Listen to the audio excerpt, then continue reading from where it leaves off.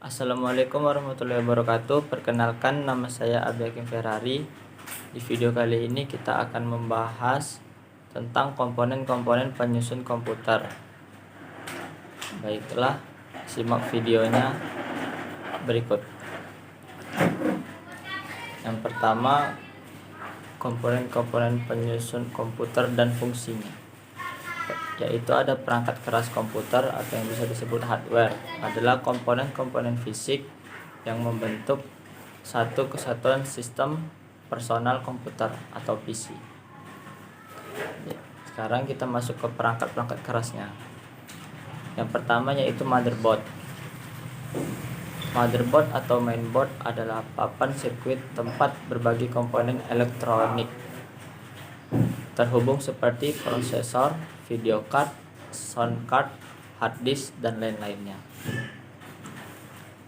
Prosesor juga yang didukung, ada beberapa kapasitas RAM maksimal yang didukung oleh motherboard tersebut.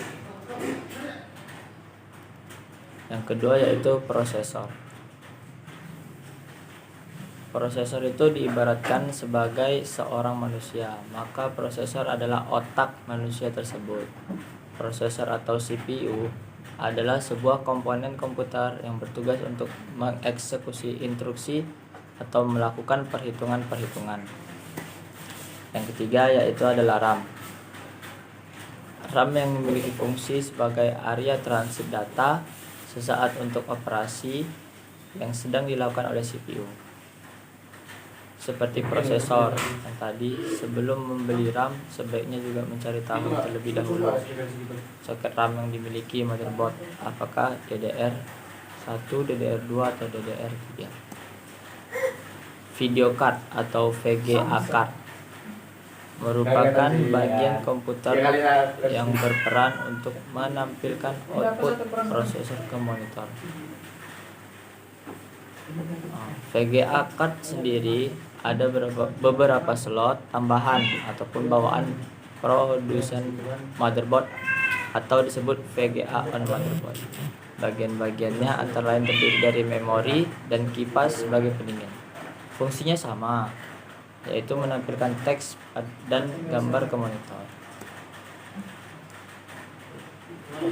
Selanjutnya yaitu sound card. Sound card adalah sebuah komponen komputer yang berfungsi untuk menghasilkan suara dan menyediakan port-port inputan dan output. Selanjutnya yaitu hard disk. Hard disk adalah tempat penyimpanan data konvensional yang bekerja secara mekanik. Selanjutnya optical disk drive. Biasa juga dikenal dengan nama CD drive, DVD drive atau ODD.